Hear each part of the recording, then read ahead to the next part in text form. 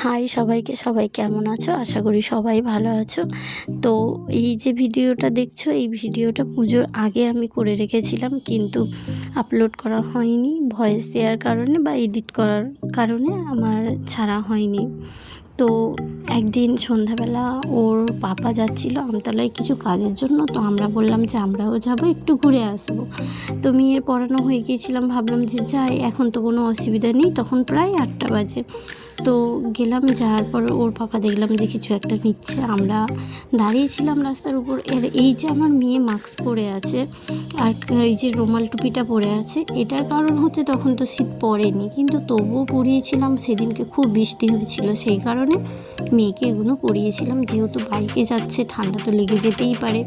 তারপর মার্কেটে চলে আসলাম, একটু ঘুরে ঘাড়ে নিয়ে মেয়েকে বললাম তুই কিছু খাবি? ও বললো যে না, আমি কিছু খাবো না। তারপর অনেক জোর করার পর বললো যে আমি বিরিয়ানি খাবো। তারপর বললাম যে আর কিছু খাবে না? তো মিয়ামোর থেকে একটা কেক নিয়েছিলাম, সেটা খেয়েছে, কিন্তু সেটা ভিডিও করা হয়নি। তো তারপর ওই দোকানে চলে এসে কিছু শুকনো খাবার নিয়ে তারপর বাড়িতে এসে মেয়েকে একটু খাইয়ে দিচ্ছিলাম।